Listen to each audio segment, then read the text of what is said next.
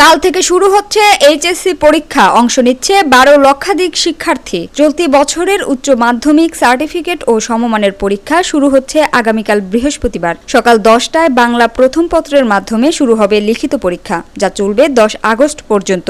এরপর শুরু হবে ব্যবহারিক পরীক্ষা। এবছর মোট 12,51,111 জন পরীক্ষার্থী পরীক্ষায় অংশ নিচ্ছেন। এর মধ্যে 9টি সাধারণ শিক্ষা বোর্ডের অধীনে পরীক্ষার্থীর সংখ্যা 10,55,594 জন, মাদ্রাসা বোর্ডের অধীনে আলিম পরীক্ষার্থী 86,040 জন এবং কারিগরি বোর্ডের অধীনে পরীক্ষার্থী 1,09,477 জন।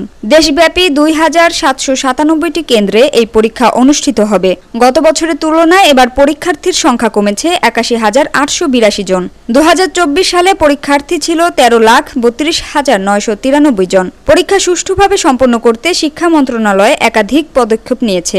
নকল ও প্রশ্ন ফাঁস রোধে দেশের সব কোচিং সেন্টার 15 আগস্ট পর্যন্ত বন্ধ রাখার নির্দেশ দেওয়া হয়েছে। সেই সঙ্গে পরীক্ষা কেন্দ্রে প্রবেশ, পরীক্ষা গ্রহণ ও প্রশ্ন সংরক্ষণ বিষয়ে কঠোর নির্দেশনা দেওয়া হয়েছে। পরীক্ষা কেন্দ্রে পরীক্ষার্থী, শিক্ষক ও সংশ্লিষ্ট সবাইকে মাস্ক পরতে হবে এবং হ্যান্ড স্যানিটাইজার ব্যবহার বাধ্যতামূলক করা হয়েছে। এছাড়া পরীক্ষার সময় শুধুমাত্র অ্যানালগ কাঁটাযুক্ত ঘড়ি ব্যবহার করার অনুমতি থাকবে। বিদ্যুৎ বিভ্রাট এড়াতে সংশ্লিষ্ট বিদ্যুৎ অফিসকে প্রস্তুত থাকতে বলা হয়েছে।